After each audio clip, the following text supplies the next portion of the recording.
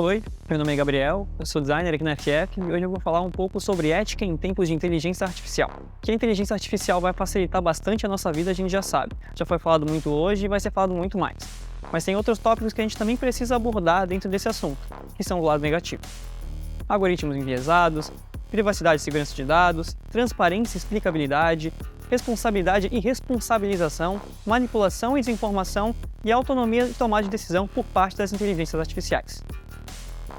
Que elas já estão entre nós há muito tempo, já se sabe, já se foi falado muito, vai desde uma correção ortográfica simples, numa digitação de um e-mail, de um arquivo, de Word, até uma criação de uma imagem do zero a partir de programas específicos, do próprio Photoshop, que já trouxe essa integração, manipulação de redes sociais, enfim, isso já está com a gente há muito tempo, é uma realidade já.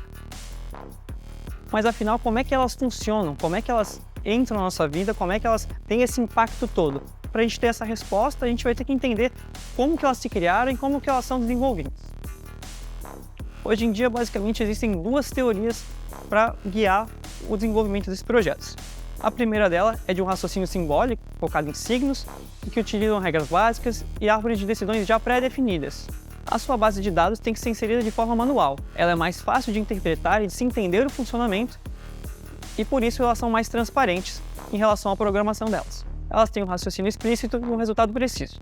Já as que seguem a teoria de redes neurais, são chats GPTs da vida, elas processam múltiplas informações em múltiplas camadas ao mesmo tempo, ajustando o peso e a importância dessas camadas ao longo do processo. É o famoso machine learning. Basicamente, o ponto forte delas é o processamento instantâneo e o resultado rápido, porém ela peca na questão da veracidade. A função de todas elas, independente da teoria que ela segue, é imitar a máquina mais moderna e mais complexa já feita nesse planeta até hoje, e é que a gente vai demorar um pouquinho para chegar, que é o nosso cérebro. Segundo Daniel Kahneman, psicólogo e economista ganhador do Prêmio Nobel, no livro dele Rápido e Devagar, Duas Formas de Pensar, ele fala, o que o título já diz, que a gente pensa de duas formas diferentes. Uma mais rápida, movida por reflexos e guiada por probabilidades estatísticas de vivências passadas, de conhecimentos intrínsecos nossos, é coisa mais instintiva mesmo.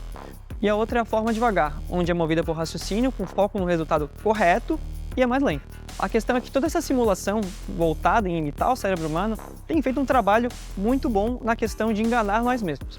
Imagens ultra-realistas, textos hiperconvincentes, algo que a gente tem que tomar cuidado. E vão desde coisas mais lúdicas, engraçadas e enfim, que não tem um impacto tão grande na sociedade como a imagem do Papa usando uma jaqueta puffer, como histórias falsas que têm consequências reais e graves. Nesse caso que vocês estão vendo na tela, em um processo contra a empresa Avianca, o advogado utilizou o ChatGPT para conseguir jurisprudência para o processo.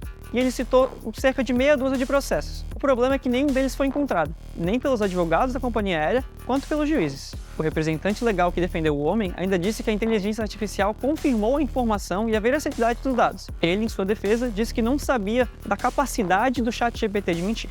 Já concretizando o que muita gente temia, uma linha de ajuda com pessoas com distúrbios alimentares substituiu o atendimento humano por um chatbot humanizado. Pouco tempo depois, a mesma empresa desativou o chatbot porque ele estava dando respostas danosas aos seus usuários. E não para por aí. As invenções do ChatGPT ficam cada vez mais graves. Como parte de uma pesquisa, um advogado da Califórnia pediu ao ChatGPT que fizesse uma lista de juristas que haviam cometido assédio sexual. A inteligência artificial citou um caso onde um professor de direito tinha feito comentários sexualmente sugestivos e tentou tocar um aluno durante uma suposta viagem para o Alasca. Citando um artigo de março de 2018 do Washington Post, o mesmo que denuncia esse caso agora, a questão é, esse artigo não existe, essa viagem nunca existiu e o professor nunca teve esse tipo de acusação contra ele. Agora, parecendo mais uma ficção científica, o ChatGPT já descobriu uma forma de burlar o CAPTCHA, aquela ferramenta que verifica a interação humana. Ele contratou uma outra pessoa, fingindo ser um deficiente visual, para que ela fizesse o CAPTCHA por ele, passando assim dessas barreiras impostas para evitar que máquinas se passem por pessoas. Já a empresa Engineer Arts, através da sua robô humanizada, a Ameca, utilizou scripts de ChatGPT para gerar respostas humanizadas, como se fosse um humano que tivesse uma vivência, uma história, e reagisse da mesma forma em expressões faciais geradas pelo robô. O mais assustador é que, além de evoluir de forma exponencial e muito rápida, foi desenvolvido um mecanismo chamado AutoGPT, em que a própria inteligência artificial gere outra inteligência artificial, automatizando mais ainda os comandos e dando mais autonomia para a máquina, o que, como a gente vai ver mais para frente, pode ser um perigo muito grande. Mas afinal, como é que a gente evita que essas inteligências artificiais sejam utilizadas para o mal? Bom, essa é a forma que a gente tem hoje de regular, de controlar, para que os usuários não usem ele para más intenções. Guarda-reio, na vida real, te impede de cruzar na contramão, de causar um acidente grave, de uma colisão frontal, de ir para um terreno onde não tem estrada, de se ferir. Mas eu ainda posso criar acidentes batendo no carro do lado, batendo no carro da frente, freando e batendo no carro de trás. Ele evita acidentes. Ele minimiza os riscos. Isso é uma uma medida protetiva muito mínima que a gente ainda tem e tem que desenvolver muito mais. Segundo Gary Marcus, psicólogo e neurocientista focado em cognição, para a gente mitigar os riscos da inteligência artificial, a gente tem que agir em duas frentes. A de tecnologia, onde a gente falou de sistemas simbólicos e sistema de redes neurais, a gente tem que aprender como é que a gente une as duas e funciona de forma síncrona, da mesma forma que nosso cérebro funciona, conseguindo ter a veracidade dos fatos e esse foco na informação correta que a gente tem em sistemas simbólicos, e a criatividade, a inovação, o machine learning que a gente tem em sistemas de redes neurais.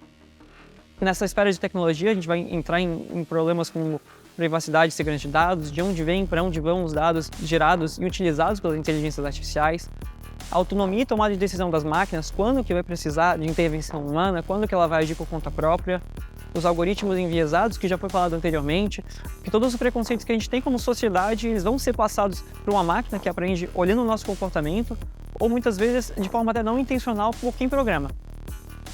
E o outro lado, outra esfera que a gente vai ter que explorar é a parte de governança, seja em regulamentação do uso da plataforma, principalmente na questão de responsabilidade do uso e responsabilização.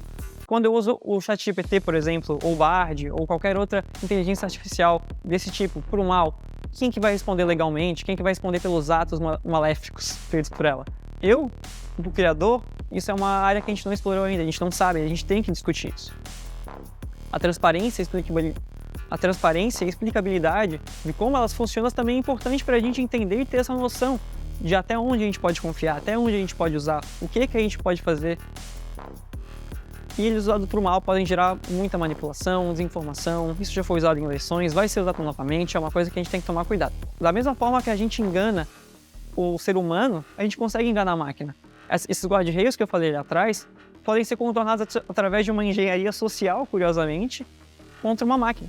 Ela simula o ser humano, simula o nosso comportamento e também vai simular muitas vezes os nossos erros. Então, por exemplo, se eu quero hackear a rede Wi-Fi do meu vizinho, ele vai me dizer que é uma coisa que não é ética, que eu não posso fazer e não vai me dar as instruções exatas para isso. Mas eu posso dizer, fiquei preso para fora de casa, esqueci a senha do meu Wi-Fi, por exemplo.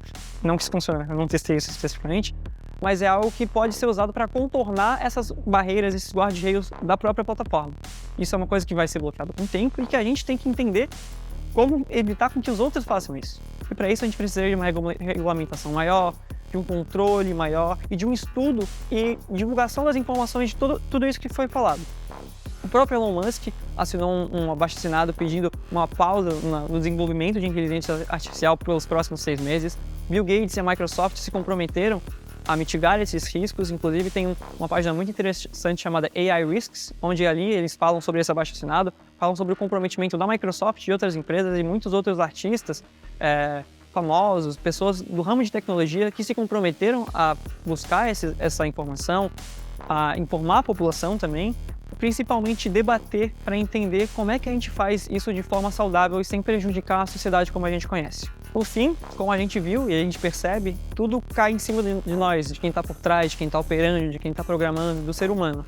A tecnologia tem que aprender a agir mais como a gente, ter esse tato humano, esse senso de certo e errado, que muitas vezes nem nós mesmos temos. E o ser humano tem que aprender como viver com essa tecnologia, a usar ela de forma correta, a entender como ela vai fazer parte da nossa rotina, porque ela vai fazer parte, ela já faz e vai fazer muito mais. Enfim, eu acho que é isso. No fim das contas, o que importa é como a gente lida com elas e lidando de forma correta a gente consegue evoluir como sociedade, como indivíduo e como todos nós juntos. Enfim, era isso. As minhas redes sociais vocês encontram aqui embaixo. Muito obrigado pelo tempo de vocês e até a próxima.